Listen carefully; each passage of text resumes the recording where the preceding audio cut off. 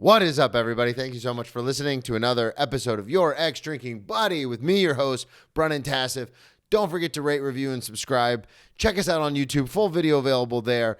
Check out the merch store. Look at all this stuff. We got all this stuff on the merch store. It's all available on the website, BrennanTComedy.com. You can also get my tour dates there. Every show that I have coming up, I'm going to be in New York, traveling the country, doing a bunch of gigs. So check it out. Get tickets at BrennanTComedy.com. Check out the merch store. And lastly, if you really want to support, go to www.patreon.com/BrennanTComedy. And that is where you can find Tales from the Restaurant, where I divulge everything about the celebrities I wait on. And also a little bit of behind the scenes. You'll also get the episodes early, a bunch of bonus episodes.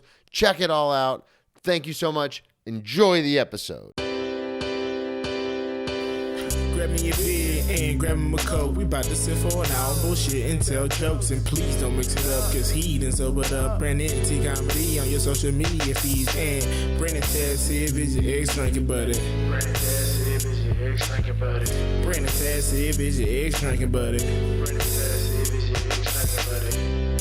What is up, everybody? Welcome into another edition of Your Ex Drinking Buddy. I'm your host, Brennan Tassif. If you're new to the program, quick rundown of the show. I used to be everyone's favorite drinking buddy. It was my favorite thing to do, hang out with friends, get drunk, do drugs, get in all sorts of trouble, and then reminisce about those crazy stories.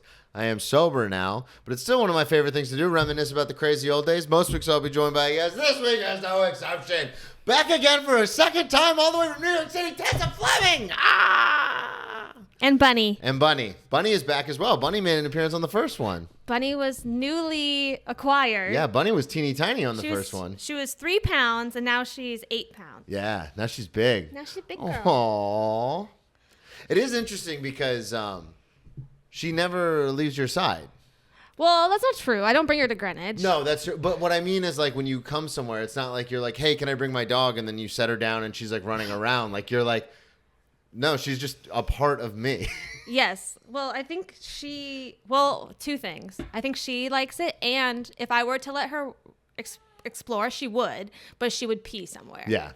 And that's unacceptable. That's a no-go. And that's unacceptable. So if she stays in my lap, she will not pee. Oh, that's the only way. She's comfortable. Look at her. She's so cute. She loves me so much. I know. I can tell. It's really healing. Yeah, having an animal can be. I love animals. The thing is, when I first moved to, before we get too far into anything, plug everything up front. Your social media, you do shows at Greenwich all the time. Let everybody know where they can find you. So you can find me. Should I look into the camera? You could look wherever you want, but yeah. You can find me on Instagram. We do have a camera rolling. At Tessa Fleming, TessaFleming. My TikTok and my YouTube are Tessa Fleming and then just an extra G. Okay. So Fleming. And yeah, I perform at Broadway Comedy Club and Greenwich Village Comedy Club. Use Tessa for a discount. Helps me out because it lets the booker know that people are coming to see me. Yeah. And yeah, that's about it. Well, for regular stuff. I have, little things here and there. Yeah. But we'll link it in the show notes. The last time you were on, again, Bunny was teeny tiny. I had just gotten her. Yeah, like literally like within that week. Yes, yeah. And I remember you were like, hey, can I bring my new dog? And I was like, of course, I love dogs. Yeah. But what I've realized is, so when I moved to New York, I had 2 dogs. Well, they were my ex's dogs. So when we broke up, I didn't have any dogs. But I want to ask you this about having a pet. Does it make things difficult as far as like going to spots and like doing stuff like that? Because one thing I noticed is, like, when I left work, I had to get home to walk the dog. Like, I had no choice. Like, I had to get home. So for you, do you find it like having a child where you're like, I gotta forego this because I gotta get home to Bunny? Not really. I walk her every day, but I kind of like walk her in the morning. And she's being high maintenance right now, so it's hard to believe. But, like, it's okay. We've done this before. I just leave her at home. I have been thinking about, like, I don't know. I work from home. Yeah. So I spend almost all the day with her. So then when I leave to go to Greenwich or Broadway. She's kind of like, yeah, I want some alone time. Get out of here. Not really that. She's like, she's devastated every time. And she like Wednesdays, I always like leave, and like Tuesdays, I always leave at a certain time. Saturdays, I always leave at a certain time. And so she knows, and she's devastated. Yeah. But she's okay. Good. I have been, Bunny, what's wrong? I have been thinking about getting a second dog, though. Really? Yeah. Isn't that horrible? Everyone at the dog park is like, you have to get a dog for your dog. Well, because I remember when we first moved here, we had 2. And one of them was a very old Chihuahua. She was like 16 years old. So obviously she didn't. Chihuahua. I didn't realize that. Yeah, we had a boxer German Shepherd mix. So her name was Maya. She's Maya. She's 100 pounds. She's like a huge dog. Oh, okay. Like a massive. Yeah. That's how I imagine. When you said 2 dogs, I imagined like big. And then the other dog was incredibly small, teeny tiny little Chihuahua. And the Chihuahua was about 16, and the big dog was 9 when we first moved here. So obviously the Chihuahua, made it a couple years in New York, but then we had to put the Chihuahua down.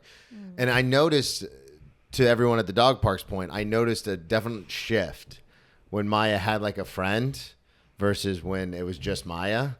A lot more needy. Let me tell you that. They become a lot more needy when it's just them by themselves. Yes, that's what I'm saying. They're kind of like, hey, what are we doing? We playing? What's going on? But then when they have you play like by yourself, what are we doing? But then when there's another dog, she's like exhausted. They're occupied. Yeah, Yeah, they're occupied. So I haven't like fully made the jump yet. Are you gonna go big dog or small dog? No, just another Chihuahua. Okay. Yeah. Well, sometimes it's fun to have the massive dog and then the little one. Well, okay. I actually have, so the dog park, I live right by Tompkin, and the dog park is split.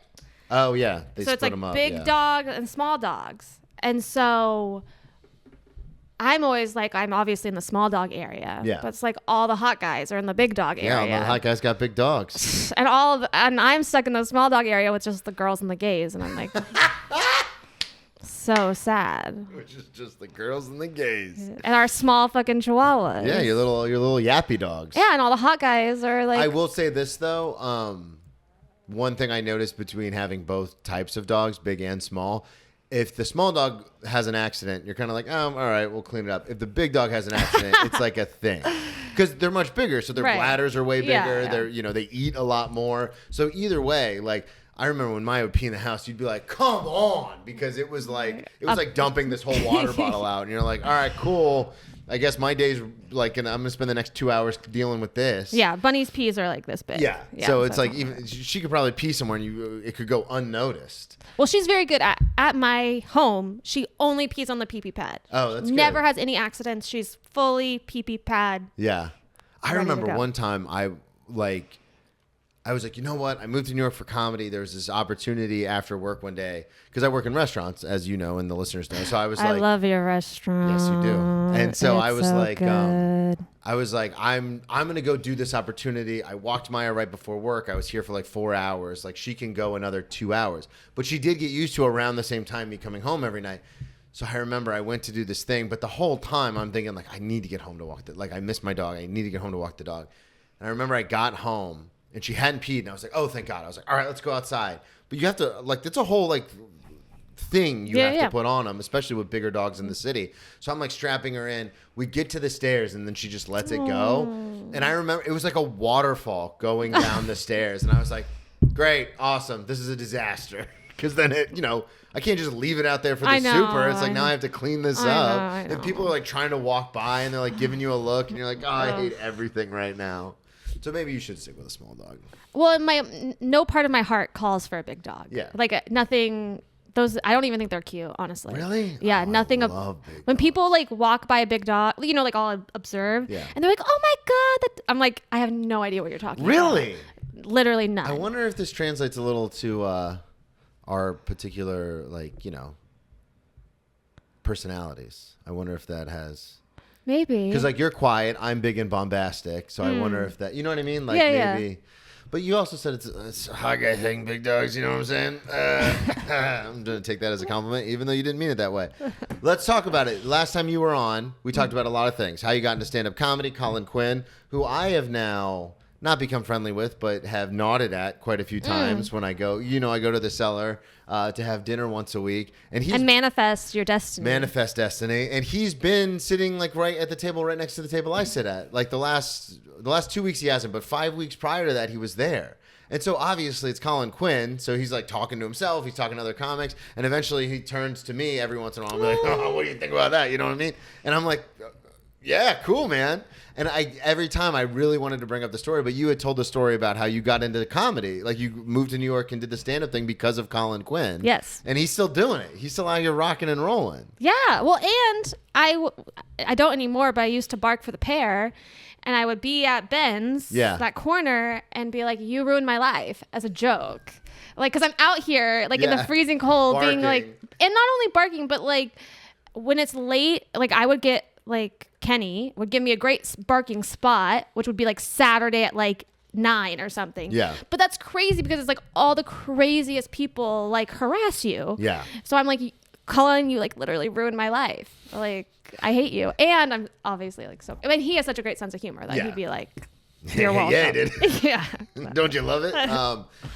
I wanted to ask you about that because this is an interesting thing. We also talked about, go back and listen to your episode 193. It was almost 100 episodes ago. We talked about prom that you spent by yourself. Oh, yeah. You left prom. We talked about you getting sober. You got sober very young. And we talked about a few things that led to that.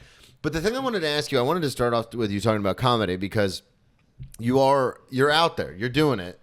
I'm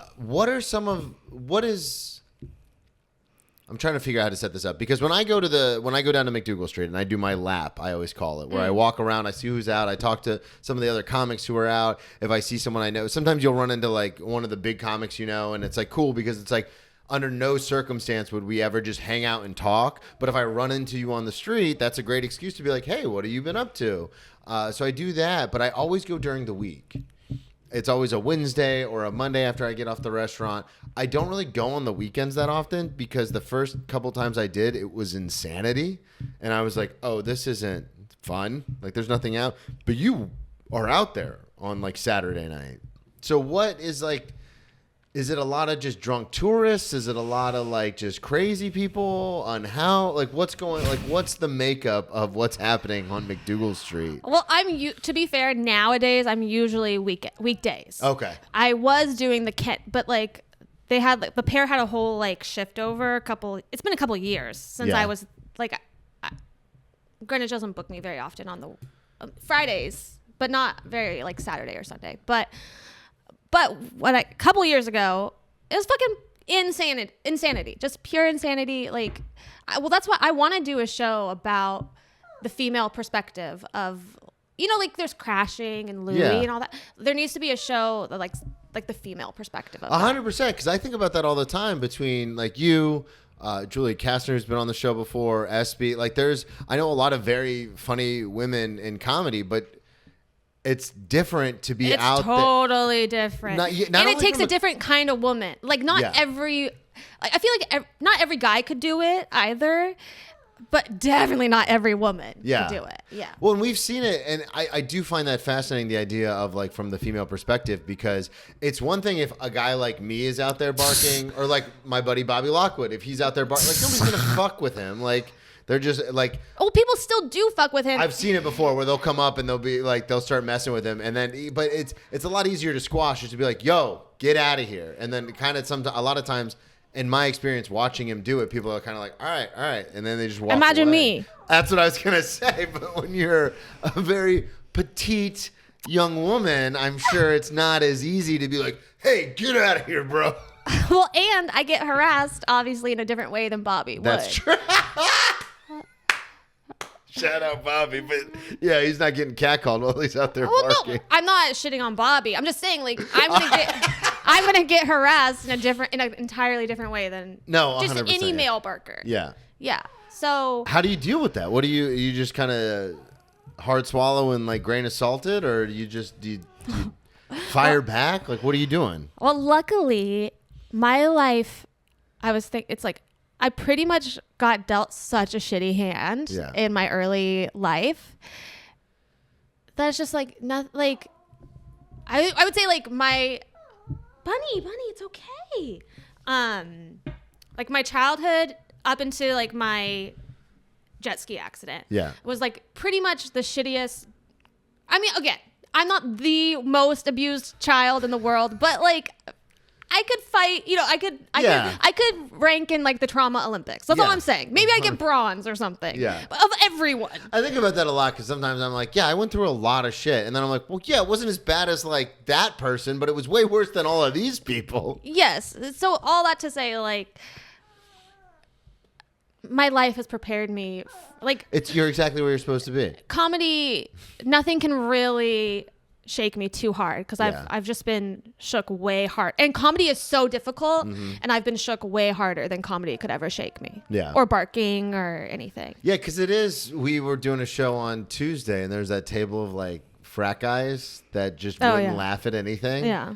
And I was like, oh, they're gonna like they'll love me. I'm their demographic. Like I look like their demographic, even though I'm not with what I talk about. But I was like, oh, I'll just get on there, and they'll be like, oh, this fucking guy, he knows what's up. And even like, and they didn't even like look up at me, and it shook me. And I obviously been doing comedy a long time. I was a professional about it. I just was like, well, I'm just gonna completely Control-Alt-Delete this. This table doesn't exist. I'm gonna talk to the people who are laughing. You did the opposite. You were like, no, I'm gonna go right at them. And I was like, whoa. But to your point, it's like you didn't give a shit. You were like, you're not gonna faze me. Like, who the fuck are you guys? Well, two things. And I was in the back like, fucking let's go, Tessa. Let's go. Two things. I have a joke about frat boys that I don't pull out very often, so I wanted to do that. So that's A. B, they were actually software engineers, which I have a whole bunch of jokes about. You called it. You said something like, are you guys in a frat? And they said no, and you said, let me guess, software engineers. Yeah. Well, once I really, because like from afar, they did kind of look like frat boys. Yeah. And there was like 5 of them. They were all like, brrr. So then your brain just like, or my brain just like, frat boy. But then when I actually looked at them individually as humans, I was like, oh, obviously software engineers. I honestly thought you were just setting up the joke. I thought you were like software engineer because you have material about it, and no matter what they said, you were just going to go into it. But you actually called it. You looked at them and were like, no, actually. Well, I do that too. Yeah. Like sometimes I call it and they're like, no, and then I can still do my joke. Yeah, because you set it up, yeah. But then that time, earnestly, I was like, oh my God, I see it. I totally see it. Because I did, well, that's I dated so many software engineers when I lived in San Francisco in my 20s that it's not a hard spot. Yeah. It's pretty easy. That's why it's like, I know that stand-up plays to my strengths, but it's like, yeah, you can call someone a software engineer. Like, it's pretty obvious. Yeah. Like, people are like, wow, that's such a cool thing you can do. I was doing it. I was like, that's crazy. You just called them out. And you're like, yeah, it's not hard. But to me, that's so easy. Yeah. But I'm like learning. It's like, oh, that's not easy. That's not a skill everyone has. Well, yeah, and that's very true. And like working in restaurants and also like playing sports my whole life, I think we all have like what we're used to. So like I can look at someone and be like, oh, you look like you were an athlete. Like, even if they're completely out of shape and stuff, like, just by the way they move or by their mannerisms, I could be like, oh, you used to play sports, which I guess is a similar thing to what you're talking about, dating so many software engineers. You could be like, oh, the only time it gets tricky for me is where I can't be like, I just want to be a little more, like, I don't want to just start calling people out to call people out. You know what I mean? Well, I'm getting where I'm going with this? Yes, and I'm actually getting more comfortable doing that. Yeah. So I have no issue calling out software engineers, but like yesterday I had a spot, and there's a saying when you're like a hoe, it's like on the streets, or what's the saying? It's like hoe in the street, or lady in the street, hoe in the sheets. Not that one. It's newer. It's like, oh, then I have no idea. I called it of the streets, but I think it's on the streets or in the streets. It's either in or on. And these black girls were like, don't call yourself a hoe. Yeah. And it's happened to me before because I just think the expression is really funny. Yeah. That I'll be like, oh, I'm of the streets. And they're like, oh, it's on the streets or whatever. But I'm just like, they're always like, no, girl, like, don't say that about yourself. Yeah. But I'm like, no, you don't understand. Like, white girls, we can call ourselves hoes. Like, it doesn't mean the same thing as like they're like, no, like that's really bad. And I'm like, no, like I know it's silly. It's like, yeah, it's like they just don't understand. Like, and I'm like, oh, I'm talking to black women. I'm like relating with them. I'm having conversations with them, even though like I don't know them as well as like software engineers or whatever, like that demographic. So that feels good. Like I'm like, my comedy is evolving and I'm getting more comfortable. 100%. And it is something I'm still not comfortable with. And I've talked about this before, but like playing sports my whole life and growing up in locker rooms and stuff, I've always been very comfortable just around, especially like my black friends and stuff like that. And that's never been a thing. But I've done shows, like I've talked about it before, but I did a show in Philadelphia, and it was the women's the African American Professional Women's Association of Philadelphia bought all the tickets because it was a miscommunication. So they bought all these tickets. So there's 150 like professional black women. But I was not comfortable enough to be like, oh, I'm going to go up and do like talking about playing sports and growing up. And like, I was like, I'm not doing that material. Like these are like moms and grandmas and aunts. Like I'm not doing that material. So I'm still this was 3 or 4 years ago, but even almost a decade back into comedy, there's still certain times in a room, whether it's older people, whether it's people that look different than me, where I will overthink it and be like, just talk about yourself, just be self-deprecating, don't give anyone a reason not to like you. But then another comic will go up and say like something that I would deem like slightly controversial, and it'll crush. And I'll be like, what the fuck, man? I had 10 jokes better than that I could have done.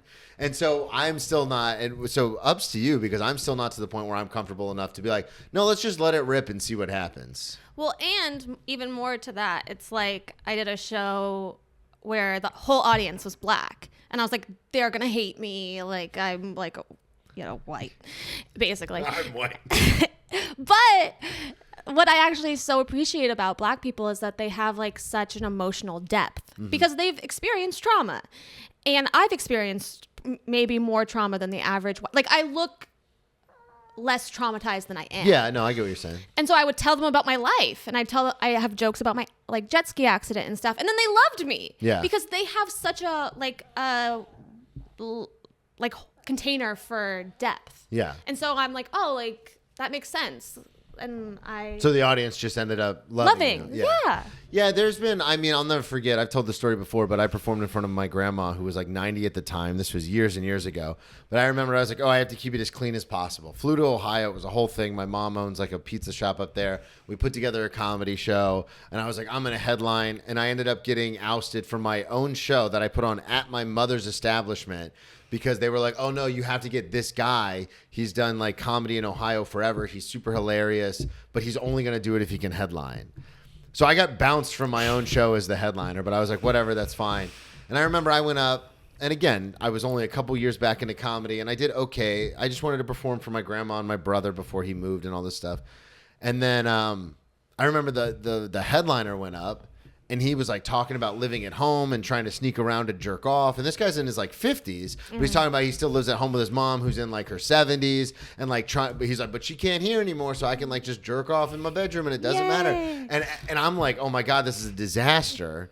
And then afterwards, my grandmother goes, you were good, but that last guy was hilarious. And I was like, what the fuck is happening? You should. Okay. It's interesting, right? Because it's like, I've heard comics say like, read the room, see who's in the audience, like play the conditions. Yeah. And I think there's something totally true about playing the conditions. And like, you can't self-deny or like self-betray. And it's like both. And it's annoying. Yeah, it's annoying because sometimes you'll go into a room and be like, oh, I absolutely can't do this bit. But then afterwards you think, oh, well, if I would have done that bit, it would have killed. Yeah. And it's like, what are we doing? That's why sometimes what I'll do is I'll write my set list before I get to the venue. And I'm like, this is what I want to do. This is what I'm doing. I don't care, hell or high water. This is what I'm doing. Because none of my material is like offensive enough to where it's like, oh, I shouldn't do. Like I have very dark material, but I never pull it out. And that's another interesting thing. Is like, I don't want to be, the stories I tell can be seen like, especially if I'm at the stand and it's the espresso martini Park Avenue people, like some of the stuff I talk about, like going to jail and getting sober and all that, like that's a little dark for them. So a lot of times I have like a horrible material about friends ODing and like, people in my family dying from unexpected ways. But it's like, I never do any of that stuff. So I know that if I write out a set list, there's nothing on there that's going to be offensive enough to where people would be like, oh my God. So I always just write it before now. Like that's what happened on when we did the show together on Tuesday. I wrote down everything, but then the first 3 comics were talking about how they're bad with money. And I was like, no, I have 3 new jokes that I've recently written about how I'm bad with money. I'm doing those jokes. How'd it go? It went actually really well. Yeah. Because I got up and I made a joke about it. Yeah. I acknowledged it. Yeah. I said, I'm also very bad with money, but then I was like, I know that's a common theme tonight. It's a bit of a motif. And then I made him laugh because I used a word that people don't think I should know. And I made a joke about it. And then it was like, okay, we're all back. Like I reset the room and like we did the material. But it is an interesting thing because had I scrapped all that and just done my tight 5 that I've done a million times in that room, yeah, it would have worked. But at the same time, I would have felt like shit. Like, I came here, Drew was nice enough to give me time on the show. I came here wanting to work on new bits at a real show with a real audience instead of a mic. And then I just did what I always do. And I would have been pissed because then it's like, well, now that was for nothing. Well, I know what you mean. And sometimes I don't do new material. Yeah. And I'm like, well, that's for like presents or feeling like I'm a horrible person and still going up or like why don't I have anything new to do and still going up and doing my old shit? Like, you know what I mean? Like, yeah, but what I'm saying is like if you're going to a show being like these are new jokes that I wrote that I want to work on tonight, and then you get there and you end up not doing them, I think that feels way worse than just because there's plenty of shows that I've been on where it's like I'm just gonna do the tight 10.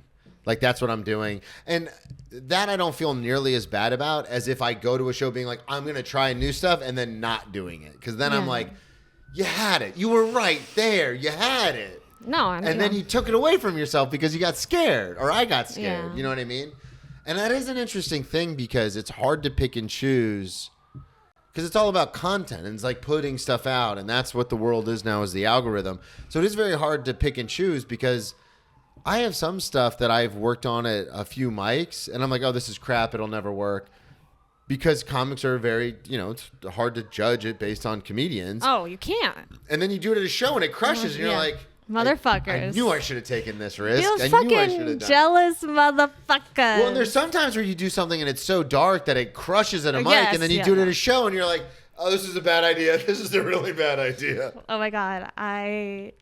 That's... It's comedy. Comedy. It's very hard, as you said earlier. It can be very difficult.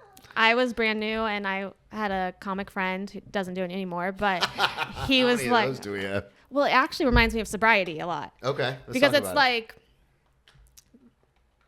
When you're in it. I never even thought about this. I know where you're going, and this is a revelation to me. I never thought about this. When you're in it, when you're like... You're in either comedy or sobriety, you're just in it. And so people come and people go and you don't really sense it because you're just in it. Mm-hmm. But then you kind of look back and you're like, oh yeah, that person dropped off. That person dropped off. That person moved. That person, whatever, got married. That person quit. That person had a baby. Had a chihuahua. Got another chihuahua. Got 2 chihuahuas. I'm so happy with my chihuahua. I don't even need comedy, but comedy. Almost lost it. But I'm just saying, like, when you're in the middle of it, you don't. The classes are switching over, but you don't notice as much because you're meeting new people and people are exiting, but you're kind of staying in the middle. Yeah. And so this is constantly happening, or this is constantly happening, but you're here. And so you've always been there. And you get to know the new people and you love the new people. And then people kind of like exit that you love too. But like your cup is full because the people coming in replace the people going out. So that's actually 1,000% agree. That I've never thought of it like that, but it is so true how much, because I see it in sobriety too, where it's like, of course, we all have, I have the group that I went to rehab with, and then a bunch of us went to the same halfway house. And I can count on one hand how many of them are still sober, let alone still alive. But then like I've met new people in sobriety doing other things. And so it's like, oh yeah, so I have all these, I always have like... Your cup is always full. Yeah. If you're in the middle. Yeah, 100%. Yeah. And that's because in comedy, there are people that I know that were very good, that were passed at clubs. Like obviously not the Cellar or the Stand, but they're doing the Pair, they're doing Broadway, they're doing Greenwich Village. And then I'll be like, hey, have you seen so-and-so? I haven't seen them in a while. And they go, yeah, they quit like 6 months ago. And you're like, oh. And for You me, you can quit? Well, and for me, the thing was always like, but they were doing so well. Or dude, I think about this all the time. Like, what if you just took the best, and they have great jokes. Yeah. And even people who have quit. Yes. Hey, can I get that? Can I get that joke? Imagine all the people that quit and you just take their best joke. They'd be like unstoppable. They'd have a huge long career. Yeah. Because it would just be like like banger after banger after banger after banger. There's so many, and I can't believe I never put this together. And thank you for bringing this to my attention and bringing this up, because it is one of those things where it's like, the people who I consider like close friends are people that I kind of met when I first got here. But then the people who I think consider me a very good friend are people who were new after I'd already been here for a while. So to your point, like I'm filled up, clear eyes, full hearts. Like I'm good. And it is. But if you're on the fringes, your cup doesn't get filled as much. Yeah. Because you're always on the outside looking in. And you're like, oh, I have no friends. And comedy is isolating too. Like it's not 100% a perfect metaphor. Well, and I do like it because I am by nature an introvert. I'm an extroverted introvert. So like if I'm around people, I can be on. Obviously hosting the show, waiting tables, doing comedy, I can be on. But my natural comfort state is by myself. Even in my relationship, and I love my fiance, everybody knows that. Shout out Tracy, contractually obligated to mention on at least once on every episode. Tracy. But even with her, like she even know, like she'll be like, "Hey, I'm gonna go in the other room and read," or "Hey, I'm gonna go." Like she goes to bed early. She's like, "I know you want to be by yourself," and that's just how I naturally am. So sometimes I don't realize it, but then I'll do something. Like I went to shout out Jared Waters, huge Jared Waters fan. Huge. Love Jared Waters. He's been on the show before. He's been on the Friends of the Pod comedy show. Love Jared Waters. Went to his birthday, and then I was like, I knew like almost everybody there, and I was like, oh, I have a lot more friends than I give myself credit for. Because we're all like, it is competitive. Yeah. And not competitive at all. Because like... There's enough for all of us. And like whatever you're supposed to get, you're supposed to get. And whatever they're supposed to get, they're supposed to get. And like, I just want to acknowledge that Bunny is making sounds. Yes. And it's kind of stressing me out. Why are you doing this? What's wrong, Bunny? What's wrong? Do you need something? No, when you look at her in the eye, she's fine. I know. She's a jealous lover. Yeah. That's what you said about the Tinkerbell toy. You're a jealous lover. Friends. Yeah. Okay, but I heard this. I'm very like my algorithm is actually nice because it's just like chihuahuas, spirituality. Yeah. Mostly in comedy, maybe. And I saw this because I'm always like, am I introverted? Am I extroverted? Like I never really know. Yeah. But I just saw this thing that really resonated with me. It's like not so like interested in am I introverted or am I extroverted for this person, but like my people pleasing is so bad that I can only relax when I'm fully alone. Yeah. Oh. And so that's interesting. I was like, because I always I might have a little bit of that in me. That's what I'm only saying. Feel comfortable by myself because I don't have anyone to. I can fully let go, fully relax if I'm totally alone. Wow, that's fascinating because there's so many times where it's like I just want to do this by myself because I don't want to have to be people pleasing. Yeah.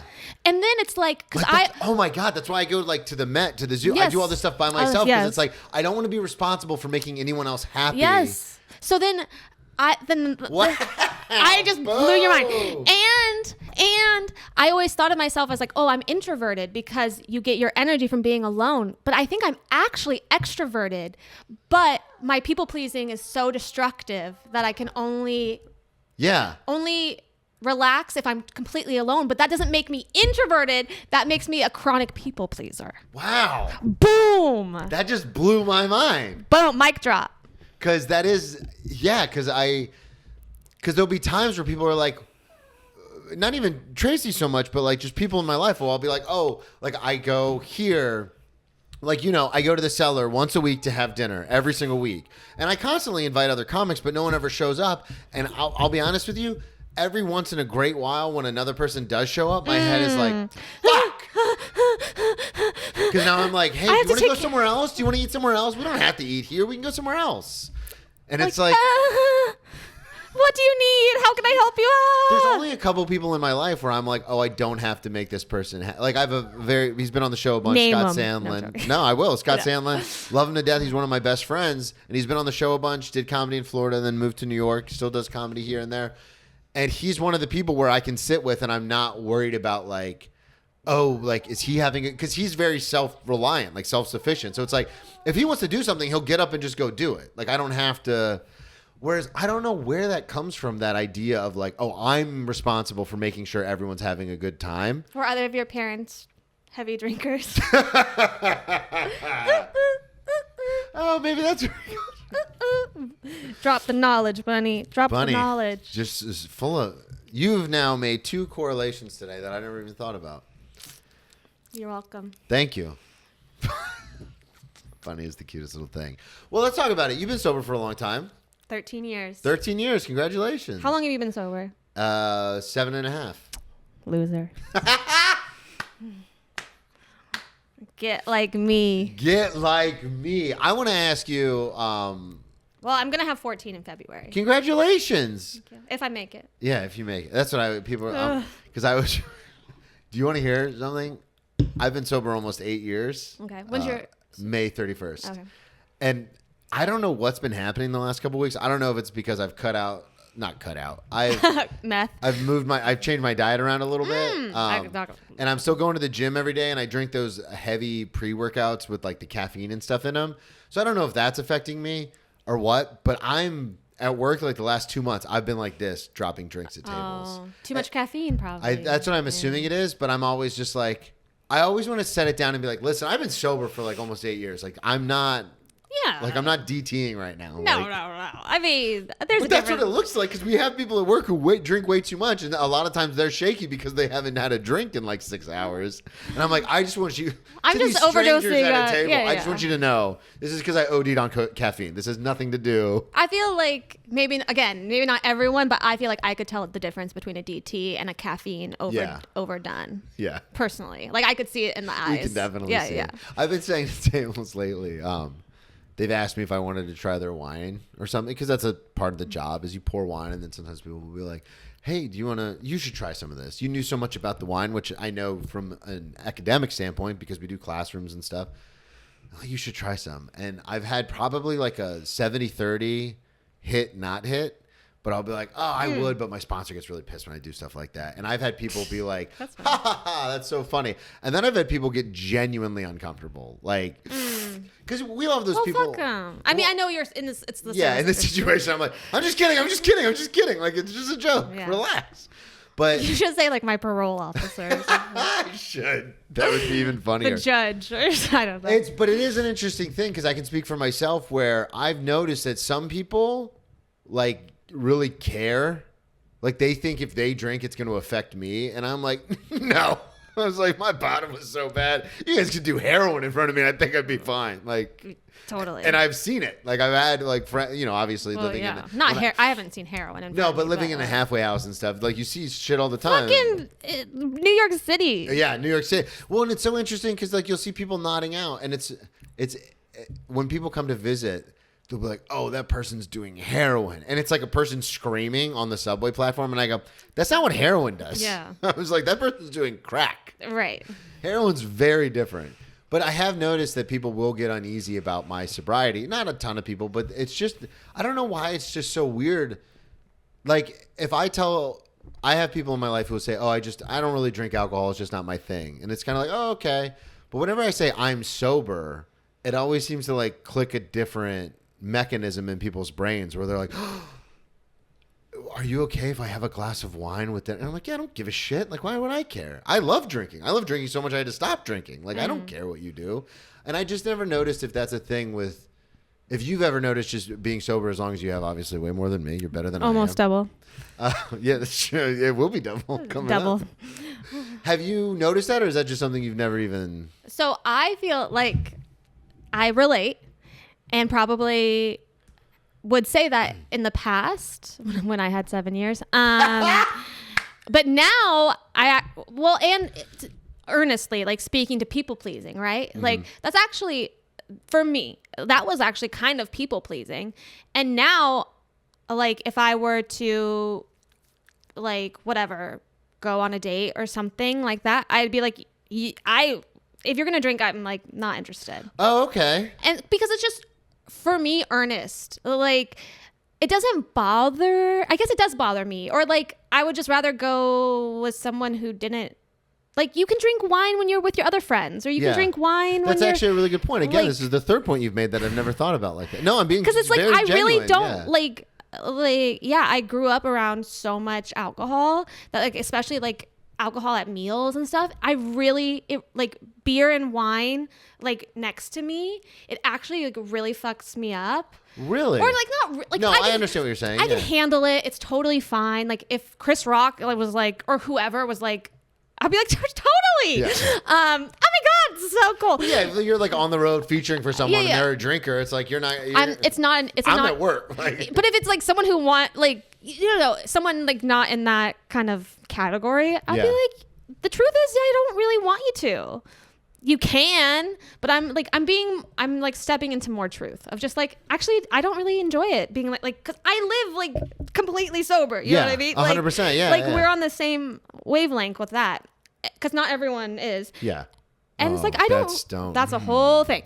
But, I was going to say, don't get me started, but we got plenty of time. But like, yeah, it's just like, I actually don't like it at all. And I think that, again, this goes back to what you said earlier about the people pleasing, because it is one of those things where after I got sober, my ex who I was dating like loved to drink wine. And I was like, well, yeah, it doesn't bother me. Like I hit a hard enough bottom. Like I'm not going to drink. I'm not worried about it. But it is interesting because now being with Tracy as long as I have, and she doesn't really drink that. She didn't really drink that much when we first started dating, and her family drinks, but it's not something I'm used to, because it's like they'll have like a martini or two with dinner, and then that's kind of the end of it. But working in the restaurant industry and then doing stand-up, being around people who get like blackout drunk, you are correct where it's like, yeah, I don't like this at all. Sucks. And as the sober person, it falls on me to babysit. Yes. Because everyone looks to me as like, well, you're sober, you can take care of them. Or you're a female comic, so you have to caretake. Yeah. Because people look to you to be like, hey, I had a friend. I mean, not had. He's still my friend. But I remember he was going through a spell where he was drinking a ton. And we were at a comedy club. And he like got into a fight with an audience member, like a legitimate fight. And he had been drinking. And the audience member clearly was drinking. Oh. And I had to like hold him back. And this is a big club. And I was like holding him back as he was like screaming at this guy. And he wanted to fight this guy.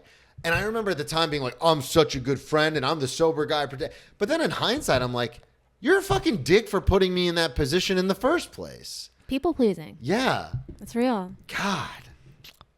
I've learned so much about myself. That one like reel like changed my life. Yeah. Because I'm not introverted. I'm actually extroverted, or however you say it.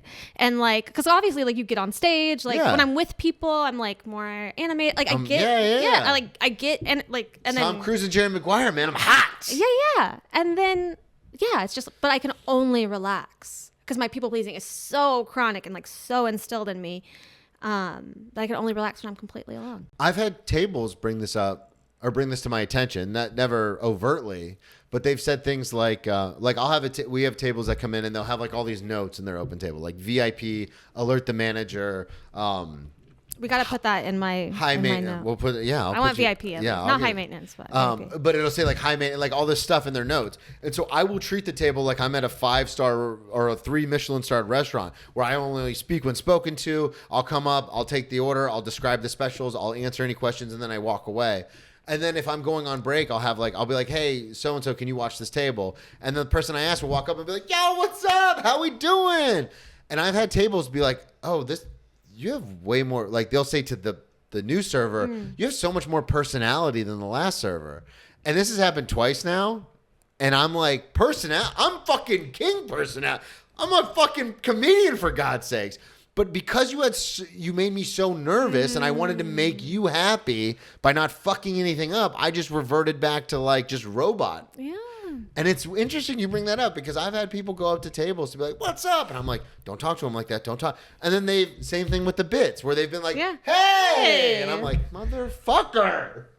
Don't self-betray. I'm learning too, but I can only spot it because, you know what I mean? Because it's like my own struggle too. Yeah. It's like, I self-betray all the time. Don't self-betray. We might make that the title of the episode. Don't self-betray. If you can, it's like a battle, every day to not.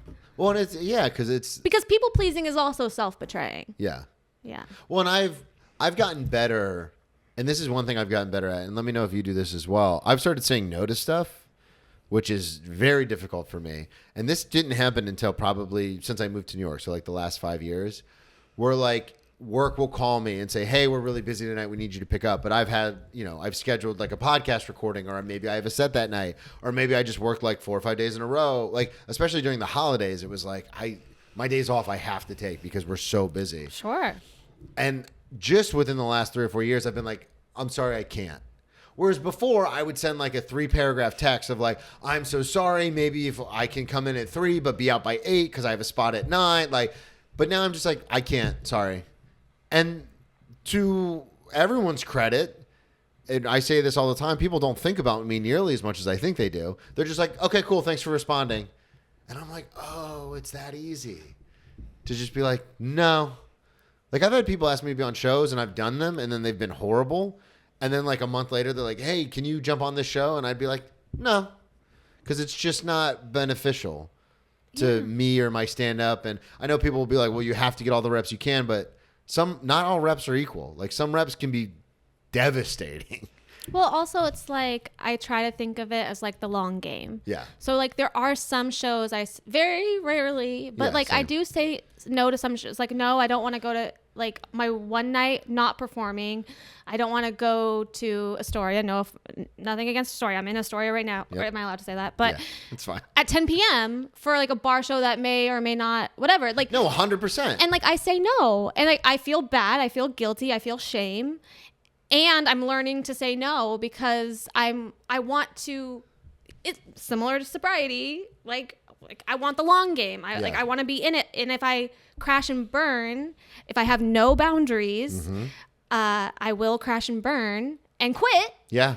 And just like sobriety, like you see people go out and then they start again.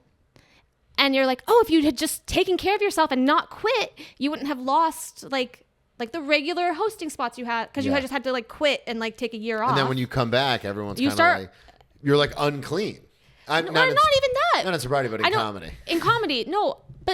And you just lost your like regular, like. Because they had to replace you. Right. And then all of a sudden, because I've seen this before, is like with certain things where you have a responsibility and then you give up that responsibility because you're overwhelmed. Yeah. And then all of a sudden the responsibility is not yours anymore. Whether it's comedy or sobriety, where you're like, hey, I can do that again. And they're like, no, we already asked Brennan to do it. Like, we don't need you to do it. And you're kind of like, oh, well. So then you start again, and that's okay, and that's beautiful. Of course. But I learned from sobriety and people coming in and out, I'd just rather not quit. Yeah. And then if I have to go slower, if I'm not doing new stuff all the time, if I have to say no, I feel regret and sadness and guilt. And I'm like, okay, I'm playing the long game. Yeah.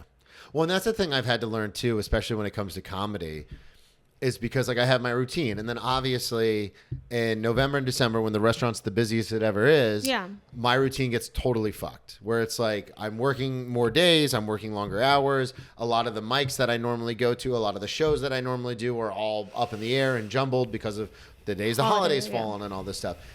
So there was 3 weeks where I didn't get on stage for 3 weeks, and I was going insane because I was like, I don't know what the fuck is happening. And then finally, the new year starts. Everything kind of starts to settle. Drew puts me on the Tuesday show, and I do pretty well at the Tuesday show. And I'm like, all right, I'm back. Here we go. Next day, I go to do my normal mics. And even at the mics, it's one of those things where I was like, yeah, I thought I missed this a lot. But now that I'm here, and it's like 5 of us, and everyone's kind of on their phones, not paying attention, I'm like, I don't know if I missed it that much. But it is like, because I'm just like, I have to get up. I have to get up. I have to get up. And that's why I started saying no to some shows, because to your point, it's like I live in Astoria. I'm not going all the way to Brooklyn on 3 different trains on a Saturday when there's only, when it's a Saturday schedule, and it's going to take me 2 hours to get there to do 7 minutes maybe at a spot on a bar show where I don't even know if there's people there. Yeah. And that's okay. Like comedy, and I would say like capitalism, maybe, perhaps. Yeah. Where it's like, you can't have any boundaries. It's like you're either in it 100%, which is one of my issues with sobriety. Sometimes, like, that's complex. But like, you're either 100% or 0. And it's like, oh, I can be at like, with comedy, I can be at like 75 or whatever. And I have so many friends that are like, hey, I'm just not drinking for this month. And I'm so happy for them. I get I'm not. super stoked. Oh, really? No. I hate dry January. Fuck dry January. Well, dry January is, I guess I didn't think about it like that. But I have friends that are like, they didn't drink for years. Okay, and then you have to make it. Okay, that's one thing. But if you make a TikTok about it, I'm out. Just stop. What I mean is like this is my culture, and you're appropriating my culture. Very true. Well, I've talked about it many times on the show. I think you and I talked about this last time you were on. But when people get on stage and they're like, "So I'm sober," and then they get the cheer, and then they start talking about being sober, and then they get off stage and go smoke a joint out back, and I go, "Just say you don't drink. Just say you don't drink. It's a 3-word change. Like it's not that hard." But they probably don't know. Oh, I make it very clear if I see it. Yeah. Oh, yes, I do. I don't give a shit who I am and who you are, but we're going to have a conversation about this. I don't know if I talked about this last time, but I got Talk about it again. It was 100 episodes ago. Well, yeah. But my biggest thing is when I got sober, alcoholic seltzers weren't a thing. Yeah. They did not like High Noon, maybe like previous generations or whatever existed, no, I was but going to say, even before I got sober, they weren't. So definitely not before you got sober. Since you doubled me up. So I doubled you up. And so I'm like, oh, I feel like I've never found like the punchline or whatever, but like, I feel like White Claws are like cultural appropriation because seltzers are the sober beverage. Yeah. They are our beverage. Yep. Like when we go LaCroix? to a bar. Come on. That's us. We did that. We did that. And that's our culture.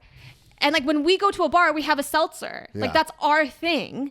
And so you're going to take that and make it alcoholic. That's cultural appropriation. You're just sucking the life. I mean, I've said this before, but like even on that note of like hard seltzers and beers and stuff like that, like I remember I was telling this story on stage for a while, but it just wasn't hitting the way it hits when I do like fundraisers for sobriety stuff. It crushes, but in regular rooms, people look at me like I have 9 heads. Yeah. But I remember one time in my old apartment back in Florida, there was this guy passed out, like out of his car, like passed out. And I remember being like, all right, I'm going to go help this guy because, I'm sober and like I'll help him out. I understand. I've been here plenty of times. And I remember opening his car door and like 2 Michelob Ultra bottles fell out. And I was like, how do you get this drunk on Ultra? Like, what the fuck is wrong with you? Like, what are you, a bitch? Like, come on, it's beer. And I remember thinking that, but then at the same time, it is very similar to kind of like this idea of people will like switch from like liquor to beer and then try to be like, yeah, I cut back on drinking. And it's like, did you? I don't know. Did you? Because, I mean, if you stop doing 2 or 3 shots, but you're having 12 beers, it's kind of the same fucking thing. You know what I mean? Totally. I don't know if that makes any sense. I get what you mean. Yeah. It's just frustrating because don't make a TikTok about it unless it's like your real thing. But and like you still can, of course. But this is the thing that they're just like day 1 dry January. Yeah, like I don't want your hot take on sobriety. I completely agree. I personally don't. What I'm saying though is when people have self-awareness. When does that happen? So I ran into a buddy of mine the other night who had stopped drinking for many years. Like life was destroyed. Was like I need to get sober. Got sober. Was sober. Like legit sober for like 5 years. And then fell off, and then was kind of like, I don't like the way this makes me feel. Like, because I went through that. I say it all the time. Drinking for me is like Neverland, where if you ever saw the movie Hook, the longer you're away from Neverland, the easier it is to forget that it ever existed. Yeah. Which is why when Peter Pan goes back, he doesn't remember anything, but they remember him. Right. And I equate that to my sobriety a lot, where I'm like, it's never like I forgot how bad it was that I did it again. Yeah. So I totally understand when people when I'm talking to somebody and they go, yeah, I went back out. But this particular individual, and this has happened several times to me in the past, was like, yeah, I went back out, but then I realized like this isn't for me. But then, I didn't drink again for 3 months, but then the holidays came around and I drank again. But then, I put it down for 3. And to me, that goes back to like at least you're aware enough to know like, hey, I need to stop doing this for big chunks at a time. Yeah, hey. And that's what I mean when I say like, I'd rather you do that than completely take over what it is to be sober for a week or a month and like write all these bits about it and like just basically like just play pretend, having no intention or self-awareness to be like, oh, this is an actual problem. Does that make sense? Totally. Do you want to hear something very dark? Yes. Okay. I would love So I have this bit, of course, never works. But so you know how like when guys are brand new open micers, they always talk just about exactly what I was going to relate it to. They yeah. always, I don't know if this is, Oh, maybe not. Go but ahead. they, in my opinion, they always talk about porn. Yes. And they always talk about incest porn. Yes. Well, I survived incest. Yes. And so my punchline that will never work is like, okay, unless you survived incest, you cannot make jokes about incest. It's Okay? incredibly dark, and obviously it's never worked. Because like these boys who have like 2 days of comedy, and they're like, yeah, I'm so edgy. I watch incest porn. I'm so edgy. My stepsister got caught in the laundry. And it's like, okay, unless you survived incest, you don't get to talk about it on stage. God. Because I want to. I have jokes. I have crafted jokes. And of course, they never fucking work because no one wants to hear about it, which is fair. But Well, and it is that wall. It's that if I'm talking about incest porn, there's that barrier of like, but it's porn, so it's obviously fake. We can all laugh about this. no, none of their jokes are ever funny. But I'm saying in the idea, in theory, yeah. in the abstract, that's what it is. For day 2 on Yeah. comedy, yeah. But and I've found this with suicide because obviously I've got the scars to prove it. Like I tried to kill myself when I was 17, and if I ever try to make jokes about it, everyone tightens up, Yeah. and it's like, no, but I was there. Like I survived it. Yeah, I'm yeah. here talking to you. Like it. I want, and also like I want to And make also, jokes this is about. funny. Yeah, let me have this. Or like if somebody, God forbid, if somebody kills themselves, which is always a travesty, unalives themselves, my natural reaction to anything, whether it's trauma related or not, is to make a joke. That's my defense mechanism. It's what I do. But sometimes Tracy, for very good reason, will be like, hey, you can't make jokes about that. And I will immediately get defensive and be like, no. If anyone can make jokes about it, it's me. Yeah. Like, what are we talking about? So I understand that idea of like, no, this happened. I'm here now, and I'm going to make jokes about it. But then Because you have the right to do that. right. But then maybe I'm just like, I think like, okay, maybe I'm not skilled enough, or maybe like I don't have an audience yet that knows me well enough. So then I just, you write everything down and then you can revisit it when I'm more skilled and my audience knows me better. Well, and that's why podcasting I've loved, because people can get to know me. And I've talked about this before, but I did a show in Florida. A friend of mine came. She brought her wife. The friend was like, that was awesome. The wife was like, who doesn't know me, was like, I don't know. I was kind of scared the whole time because you were like yelling and screaming and doing all this kind of stuff. And I was like, oh, because you don't know me, it comes off as aggressive. Because you do know me, it comes off as silly. Right. So there is that distinction. What I thought you were going to say is people, and I'm guilty of this, when people first come into comedy, they are now a comedian. They're telling everybody they do comedy. I've done 2 open, and I have a bit about it. I did 2 open mics and I changed everything to Brennan T Comedy.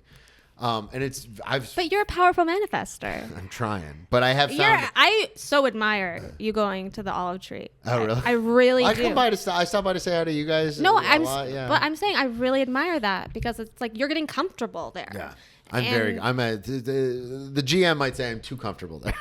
I think that's beautiful. I really admire that. But I have noticed that in sobriety as well, is where people will come in and then like a weekend, they're like, this is what you have to do. And I've noticed it in relationships too, where you and I have both been in long-term relationships, and then you'll be talking about maybe something that happened with your friend who's been in a relationship for 6 months, and they go, Tessa, you know what you need to do? And it's like, Or not sobriety. fucking listen to you. And it's the same thing in sobriety, where we see it, I see it all the time, where people will be like, yeah, you know what I realized is I have to do X, Y, and Z. And I want to be like, bro, you have no fucking idea what you're supposed to do. Well, that's one thing, That's but what just the fellowship is for. but dude. don't tell me what I have to do. If you want to destroy your own life, that's perfectly okay. It's the but- unsolicited advice. It comes in comedy, it comes in sobriety, it comes for relationships. I think that, in my life, those are the 3 biggest things where people are like, you know what you should do? Like in my relationship, like, people were like, hey, when are you guys going to, you have to, and there's certain things that are coming. I haven't announced them yet, but we will announce them soon. But there are certain things where people are like, hey, you have to do this, then that, then this. And I'm like, well, that's not what we're doing. And they're like, no, you have to do this, then that, then this. And it's like, well, you can go fuck your, like, I don't know what you want me to say. Like, that's not what we're doing. So. Yeah. Well, and it's so empty. Like I feel like having like almost dying, like from my jet ski accident, has been really helpful because like I have like a little joke, but it's just like my dad, you know, like I was in a coma, like my dad really thought I was going to die. Like they all told him like she's gonna die. Like even after I survived the accident, like there was like 20 days of like possible infection where they're like, she's gonna die, just so you know. Get everybody ready. Get everyone ready. And so that's been great because there's literally no, like the bar couldn't be lower. Yeah. He's just happy I'm alive. And like literally, like I don't have to get married. I don't have to have a baby. I don't have to do anything. Like I'm just alive, and that's beautiful. And it's having also a near-death experience, not to the level of yours, but like to wake up in a hospital and an ER doctor to walk in and be like, you should have been dead 3 hours ago. And my first instinct is to make a joke. And I was like, oh, well, I've been training for this my whole life. Like, dude. But you know what I'm saying? Like the idea, and we both have it to different degrees, but we both have it. This idea that we're not even supposed to be here that's why when people are like, oh, well, what if you're not like where you want to be in comedy by 40? Are you going to like quit comedy and like get a real job? And I'm like, what a loser thing to say. But and also it's like, no, but it's just like what I tell myself is like, okay, so I'm like you know, I have spots at Broadway and Greenwich and like throughout the city, weekly spot. You know, I do like 5 shows, about 5 shows a week, every week in Manhattan. Yeah. So is that on McDougal? On McDougal. Is that super famous? No, definitely not. Am I like past the cellar? Absolutely not. But like think of like there's probably such funny people that have never even gone to an open mic. Is that better than 99.99999% of everyone out there? Yes. Yes. Yes. And I'm grateful. And I get to express myself and I get to like create. Yeah. And there are like I only have 4,000 followers, but there are people who follow me. I don't know them. They enjoy my comedy. Yeah, and this is going to sound gross, but getting fans. Yeah. People I don't know, people like it has been one of the most humbling and like made me the most grateful experiences of my entire life, where it's like people are like, and this might sound like hacky or corny or whatever, but whether it's the one-man show, whether it's when I put a bit up about being sober and stuff, like, because I openly talk about how much I love drinking and how I had to stop drinking. And I've been sober for a long time. I do all this stuff, but it is an interesting thing. Like I take my sobriety very seriously, but I do make jokes about it because that's how I am. And that's your right. And I make jokes about everything. I make jokes about everything. But it is one of those things where it's like,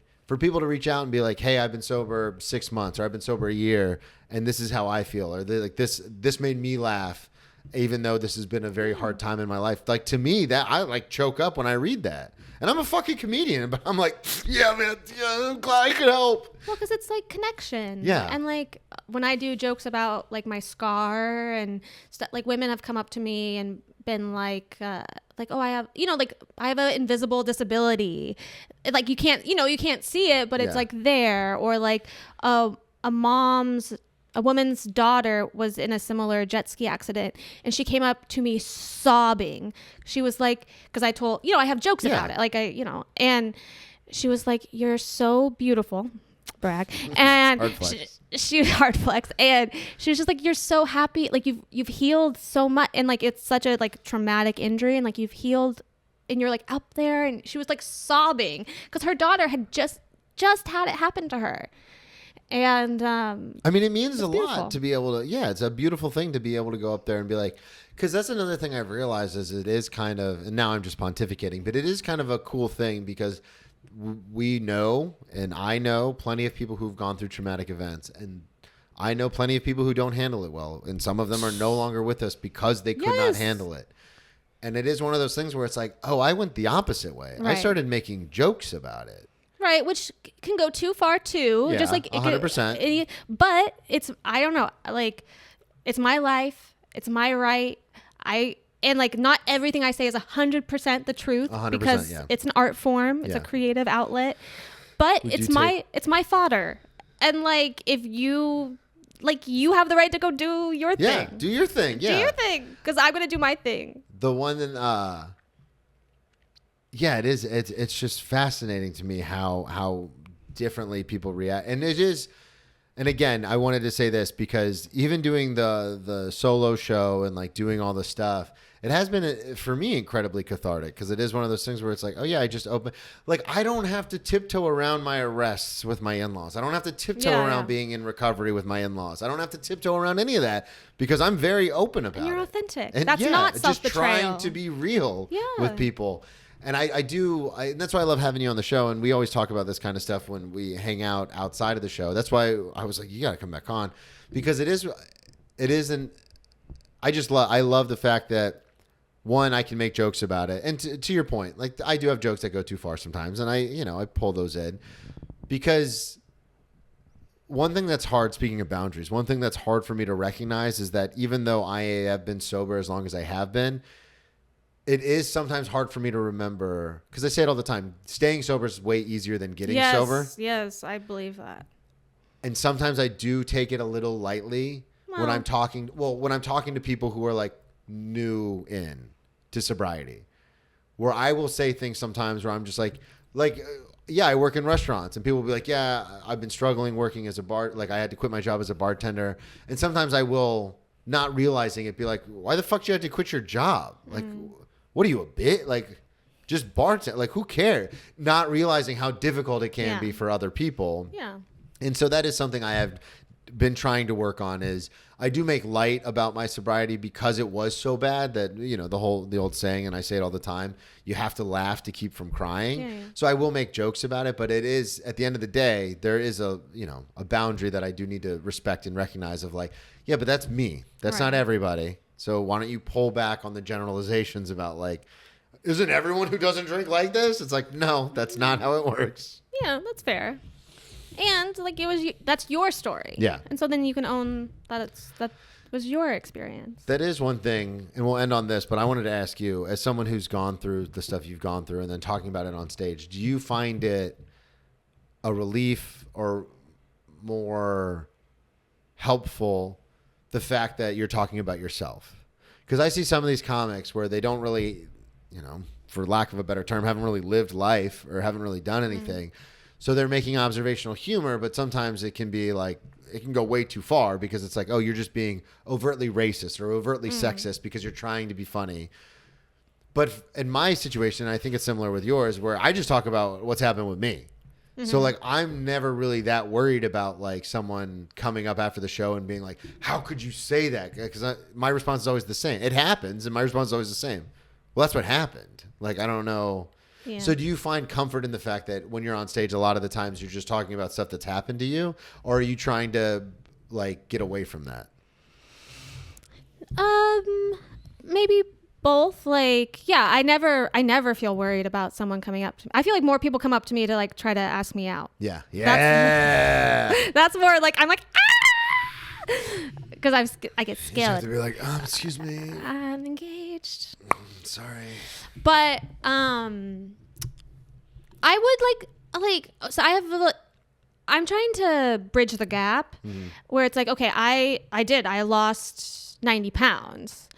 And then I can talk about like thin privilege. And I feel like that's observational humor, talking about thin privilege. And then I talk about me losing 90 pounds before I talk about thin privilege. And so I feel like that's my life and an observation about society. Yeah, that's a good way to do it. Yeah. And so that's what I've kind of, but like, yeah, I feel I got the critique or criticism friendly, but to be more vulnerable on stage.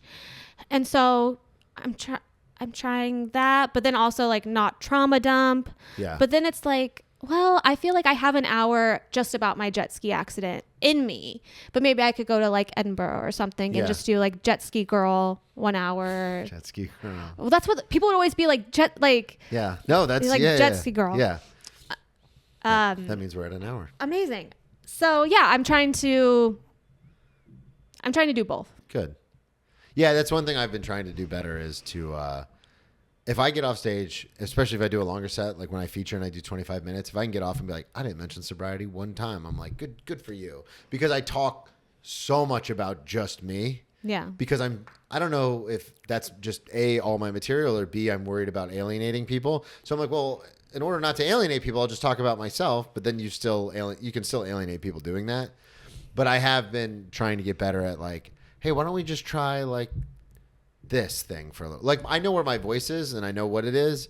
So sometimes it's nice to be like, okay, I know where, like you said, I know where the middle is. I know how to be right in the middle of it. But sometimes it's interesting to just be like, let's wander off this path and see what we get. I still know where the main path is, but let me just wander and see if I can find something over here. Well, I'm also like thinking more and more about like thinking of my set as like a recipe. Yeah. And so it's like some vulnerable moments, some sassy moments, some shocking moments, some moments of like attitude, some moments of like personality, some like hard jokes. Yeah. Because it's like, it's all of those things.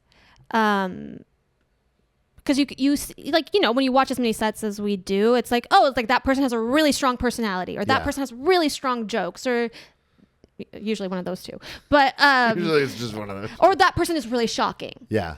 But it's like, oh, that doesn't mean I can't ever say anything shocking. It's kind of easy, but for me. Yeah. But my whole set doesn't have to be shocking. 100%. Yeah, it's actually nice to have a variety. In your Hard set. jokes, Yeah. observation, vulnerability, shocking. Just mix it up. Personality. Like try Diversify. to have all of it in there. 100%. This was awesome. Thank you so much for coming on, Tessa and Bunny. Bunny, calm down eventually. Eventually. Plug everything one more time. Let everybody know where they can find you. You can find me on Instagram at Tessa Fleming, TikTok and YouTube at Tessa Fleming with an extra G. And you can use code Tessa at GreenwichVillageComedy.com or BroadwayComedy.com for a discount. And you can see me Beautiful. 5 times a week. Thank you for coming on. Thank you for having me. Of course. Thank you, everybody, so much for listening at Brennan T. Comedy on all social media, BrennanTComedy.com. Get tickets January 17th, Leg Day Comedy here in New York, January 29th in Astoria at Grove 34. We're doing Brennan and Lance, a comedy show. And then I'll be in Connecticut in February. Get your tickets. Everything is at BrennanTComedy.com. And we'll talk to y'all next week. Boom.